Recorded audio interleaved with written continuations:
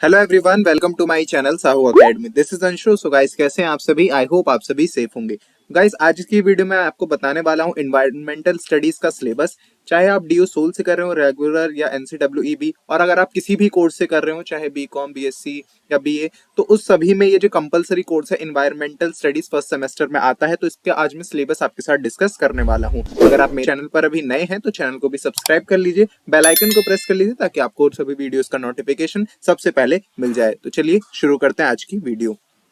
So guys, जैसे मैंने आपको बताया कि सिलेबस आज हम डिस्कस करने वाले हैं, तो सिलेबस जो है वो, ये जो सिलेबस मैं आपको बता रहा हूँ बिल्कुल यूनिवर्सिटी की वेबसाइट से ही बता रहा हूँ। इसमें 7 यूनिट्स में इसको डिवाइड किया गया है। यूनिट 1 जो है वो है introduction to environmental science ecosystem. Second unit है, थर्ड यूनिट नेचुरल रिसोर्सेज है, जिसमें renewable and non renewable resources है। फिर है unit number 4 biodiversity and conservation. And fifth unit है एनवायरमेंटल पॉल्यूशन। आफ्टर दैट 6 जो है एनवायरमेंटल पॉलिसीज एंड प्रैक्टिसेस, या इसको ग्लोबल पॉलिसीज एंड प्रैक्टिसेस भी बोल दिया जाता है। इसके बाद है लास्ट जो यूनिट है वह unit number 7 human communities and the environment. तो ये हमारी 7 यूनिट्स है जो कि यूनिवर्सिटी की वेबसाइट पर भी दी गई है। अब इसमें हम देखते हैं कि क्या क्या हर यूनिट में आपको टॉपिक्स जो है वो एग्जाम के लिए तैयार करने होंगे। चलिए आगे बढ़ते हैं। हमारा जो फर्स्ट यूनिट है वो है इंट्रोडक्शन टू एनवायरमेंटल साइंस, यानी आपको इसमें सिर्फ इंट्रोडक्शन पढ़ना है कि एनवायरमेंटल साइंस होता क्या है, एनवायरमेंट क्या है, एटमॉस्फेयर क्या है, यानी बेसिक बेसिक चीजें इसमें हमें पढ़नी है। तो देखिए यहाँ पर दिया गया है multidisciplinary nature of the environmental studies. इसके बाद कंपोनेंट्स ऑफ एनवायरमेंट की, एनवायरमेंट में क्या क्या चीजें आती है, जैसे कि atmosphere, hydrosphere, lithosphere and biosphere, इन सब की डेफिनेशंस आपको भी याद करनी होंगी। इसके बाद है स्कोप्स एंड इंपॉर्टेंस, यानी एनवायरमेंट का स्कोप क्या है, इंपॉर्टेंस क्या है। इसके बाद कंसेप्ट ऑफ सस्टेनेबिलिटी है या सस्टेनेबल डेवलपमेंट क्या होता है। इसके बाद हिस्ट्री पढ़नी है हमें एनवायरमेंटलिज्म की, और कैसे हम पीपल को अवेयर कर सकते हैं एनवायरमेंटल को बचाने के लिए, कंजर्व करने के लिए। तो ये सारी चीजें यूनिट 1 में पढ़नी होगी। सो गाइज, ये जो ईवीएस है वो क्यों दिया जा रहा है, बिकॉज ये जो ईवीएस है वो आप बहुत ही छोटी क्लासेस में आपने पढ़ा होगा, बट यहाँ पर दिल्ली यूनिवर्सिटी में कंपलसरी किया हुआ है, वो भी हर कोर्स में किया हुआ है। बिकॉज ये जो है जरूरी है बताना स्टूडेंट्स को भी कि कैसे हम अपने एनवायरनमेंट को प्रोटेक्ट कर सकते हैं, कैसे ग्लोबल वार्मिंग को कम कर सकते हैं। तो इसीलिए ये जो सब्जेक्ट है वो रखा गया है ईवीएस। चलिए फिर आगे बढ़ते हैं हम यूनिट 2 की तरफ। यूनिट 2 है इकोसिस्टम्स, यानी यहाँ पर आपको डेफिनेशन याद करनी है, कंसेप्ट क्या होता है इकोसिस्टम का ये आपको पता होना चाहिए। स्ट्रक्चर ऑफ इकोसिस्टम जिसमें आपको पता है बायोटिक एंड अबायोटिक कंपोनेंट्स, ये सब। इसके बाद है functions of ecosystem, physical, biological and biogeochemicals, ये सब इसके प्रोसेस भी आपको ध्यान रखने, फंक्शंस भी आपको ध्यान रखने। इसके बाद है कंसेप्ट्स ऑफ प्रोडक्टिविटी, क्या है इकोलॉजिकल पिरामिड्स, जो पिरामिड्स में हम पढ़ते हैं जिन्हें साइकिल्स भी बोला जाता है। इसके बाद है होमोस्टेटिस, ये सब आपको पढ़ना होगा। नेक्स्ट है टाइप्स ऑफ इकोसिस्टम, कि इकोसिस्टम किस किस टाइप का होता है, tundra, forest, grassland, deserts, aquatic जैसे pond, streams, lakes etcetera, and importance and threat which relevant examples from India, यानी इंडिया को लेते ही आपको इकोसिस्टम पूरा डिफाइन करना है, क्या क्या इंपॉर्टेंस है, क्या क्या परेशानी है इकोसिस्टम में, ये सब आपको बतानी है। इसके बाद है इकोसिस्टम सर्विसेज, जैसे कि उसको रेगुलेट करना, सपोर्ट करना, ये सब आपको इसमें पढ़ना है। उसको कैसे प्रिजर्व करना है, कैसे कंजर्वेशन कैसे करना है, ये सारी स्ट्रेटेजीज जो है वो इकोसिस्टम वाले चैप्टर में आपको पढ़नी होंगी। फिर उसके बाद है नेक्स्ट यूनिट जो कि है नेचुरल रिसोर्सेज, जिसमें मैंने आपको बताया था कि रिन्यूएबल एंड नॉन रिन्यूएबल आ सकता है।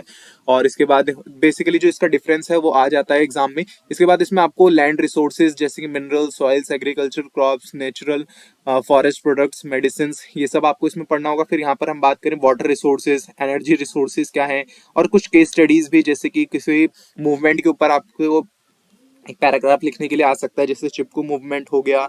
तो ऐसे बहुत सारे जो मूवमेंट है उन सबका आपको ध्यान रखना है। और उसके बाद ये सरदार सरोवर डैम, ये सब आपको पढ़ना होगा। फिर मैंने आपको बताया रिन्यूएबल एंड नॉन रिन्यूएबल के बारे में भी, एंड ग्रोइंग नीड्स क्या है एनर्जी की, ये सब आपको थर्ड यूनिट में पढ़ना होगा। इसके बाद है unit number 4 biodiversity and conservation. इसमें बायोडाइवर्सिटी क्या होता है, क्या क्या लेवल्स हैं, स्पीशीज क्या है, जेनेटिक्स क्या है, इकोसिस्टम डाइवर्सिटी क्या है, ये सब आपको इसमें पढ़ना है। इसके बाद है next India as a mega biodiversity nation. ऐसा पूरा ही क्वेश्चन आ जाता है कि India is a mega biodiversity nation, explain. तो इसमें आपको सारी ही चीजें बतानी है, ज्योग्राफिकल जोन्स क्या है इंडिया के, बायोडाइवर्सिटी हॉटस्पॉट क्या होता है, एंडेंजर्ड स्पीशीज में कौन कौन सी स्पीशीज आती हैं, IUCN red list criteria and category, तो ये सब आपको पढ़ना है। फिर है वैल्यू ऑफ बायोडाइवर्सिटी, इसमें इकोलॉजिकल, सोशल, एथिकल, एस्थेटिक और इंफॉर्मेशन वैल्यू आपको पढ़नी होगी एग्जाम्पल के साथ।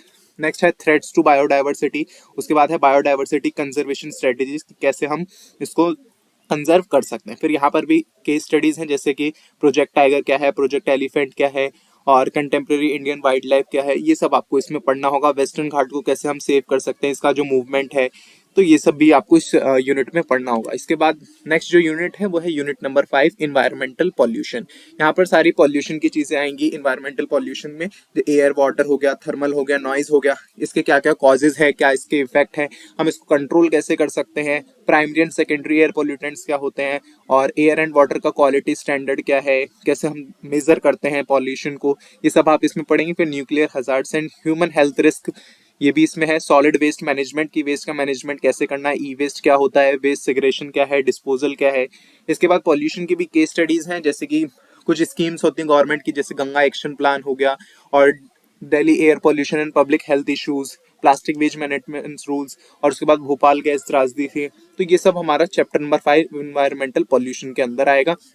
फिर है unit number 6, environmental policies and practices, यानी क्या क्या पॉलिसीज गवर्नमेंट की हैं या क्या क्या प्रैक्टिसेस हमें करना चाहिए इन्वायरमेंटल को डिग्रेड होने से बचाने के लिए। उसके बाद है कॉजेज ऑफ क्लाइमेट चेंज क्या है इसमें, ग्लोबल वार्मिंग, ओजोन लेयर। तो जो बेसिक बेसिक चीजें हैं वो यहाँ पर आपको पढ़नी होगी। सस्टेनेबल डेवलपमेंट गोल्स क्या है, इंडिया का नेशनल एक्शन प्लान क्या है क्लाइमेट चेंज के ऊपर, और इसके क्या क्या मिशंस हैं, ये आपको इसमें पढ़ने होंगे। फिर यहाँ पर कुछ एक्ट भी है, जैसे कि वाटर एक्ट है 1974, वाइल्ड लाइफ प्रोटेक्शन एक्ट है 1972, फॉरेस्ट कंजर्वेशन एक्ट है 1980, और एयर प्रिवेंशन एक्ट जो है वो 1981 का। ये सब आपको इसमें पढ़ना होगा। इसके बाद जो हमारा लास्ट यूनिट आता है वो आता है unit number 7, human communities and the environment. इसमें सबसे पहला है ह्यूमन पॉपुलेशन ग्रोथ, इम्पैक्ट क्या है, जो पॉपुलेशन बढ़ती जा रही है उससे एनवायरनमेंट का क्या इफेक्ट पड़ेगा, ह्यूमन हेल्थ पर क्या इफेक्ट पड़ेगा, और कार्बन फुटप्रिंट क्या है। इसके बाद है resettlement and rehabilitation of development project. Next है हमारा इन्वायरमेंटल मूवमेंट, जैसे मैंने आपको पहले भी यूनिट्स में बताया, चिपको मूवमेंट हो गया, Appiko movement, silent valley movement, Bishnois of Rajasthan, Narmada Bachao Andolan. तो ये सब जो स्कीम्स थी गवर्नमेंट की, पुरानी हो चाहे अभी प्रेजेंट की हो, वो सब आपको इसमें पढ़नी होगी। और इसके बाद है इन्वायरमेंटल जस्टिस, जिसमें कि हमारा नेशनल ग्रीन ट्रिब्यूनल आ जाता है। इसके बारे में आपको पढ़ना है, इसकी क्या क्या इंपॉर्टेंस है, इसके रोल क्या क्या हैं। इसके बाद है इन्वायरमेंटल फिलोसफीज। फिर लास्ट में यहाँ पर आपके पास वही केस स्टडीज आ जाएंगी, जैसे कि सीएनजी व्हीकल्स इन दिल्ली, स्वच्छ भारत अभियान हो गया। तो ये सारी चीजें जो है वो इन्वायरमेंट से रिलेटेड जो केसेस है उनको भी आपको ध्यान रखना है। तो ये लास्ट यूनिट थी, वो भी हमारी कवर हो चुकी है। तो गाइस आज की वीडियो जो है हम यहीं पर एंड करते हैं। इस वीडियो में मैंने आपको बताया कि क्या क्या इन्वायरमेंटल स्टडीज का सिलेबस है। आई होप आपको ये सिलेबस जो है समझ आ गया होगा। अगर आपको फिर भी कोई डाउट है सिलेबस के रिगार्डिंग तो आप कमेंट सेक्शन में डाउट पूछ सकते हैं। और अगर आपको ये वीडियो अच्छी लगी तो वीडियो को लाइक करिए, चैनल को सब्सक्राइब कर लीजिए, बेल आइकन को प्रेस कर लीजिए ताकि आपको सभी वीडियोस का नोटिफिकेशन सबसे पहले मिल जाए। Thank you.